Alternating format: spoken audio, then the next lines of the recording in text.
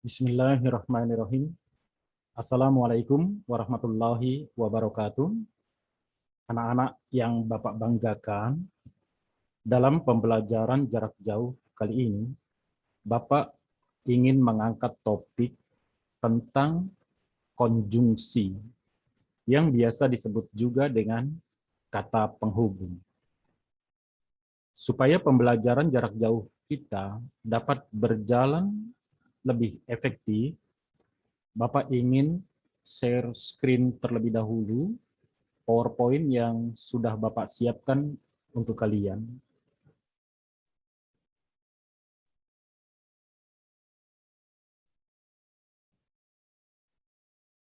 Konjungsi dalam teks prosedur. Anak-anak yang Bapak banggakan, pada pembelajaran sebelumnya, kita sudah mempelajari tentang jenis dan struktur teks prosedur. Nah, untuk pembelajaran kali ini, kita akan coba mencermati isi teks prosedur tersebut dari sisi atau dari aspek kebahasaannya.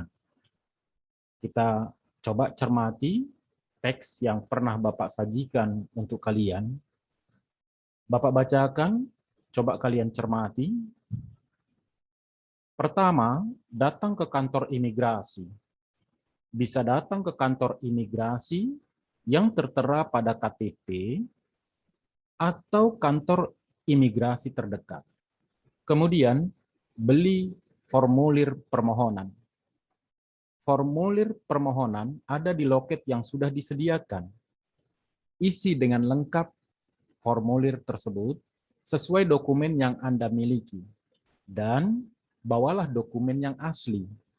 Selanjutnya, serahkan formulir permohonan tadi ke loket pendaftaran.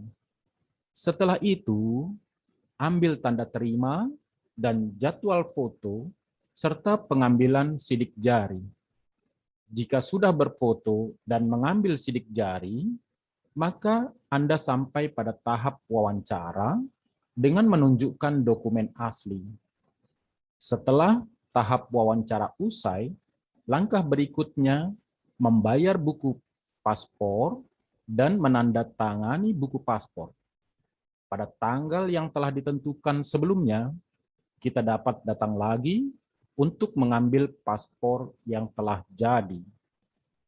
Anak-anak yang Bapak banggakan, pada teks ini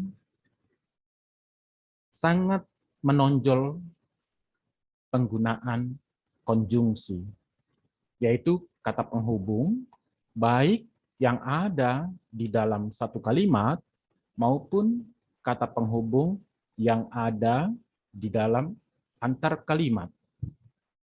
Jadi ada konjungsi yang berada pada satu kalimat yang disebut dengan konjungsi intra kalimat, dan ada konjungsi yang disebut dengan antar kalimat.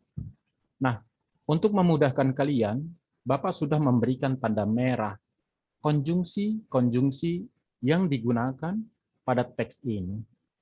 Yang pertama ada konjungsi atau, lalu ada konjungsi kemudian, lalu ada konjungsi dan, ada konjungsi selanjutnya, setelah itu jika, dan, maka, setelah, lalu dan. Jadi kalau kita hitung dalam satu teks ini saja, itu ada banyak penggunaan konjungsi. Ada 1, 2, 3, 4, 5, 6, 7, 8, 9, 10. Jadi begitu menonjol penggunaan konjungsinya. Nah, untuk itu, mari kita coba mendalami lebih jauh tentang konsep konjungsi itu sendiri.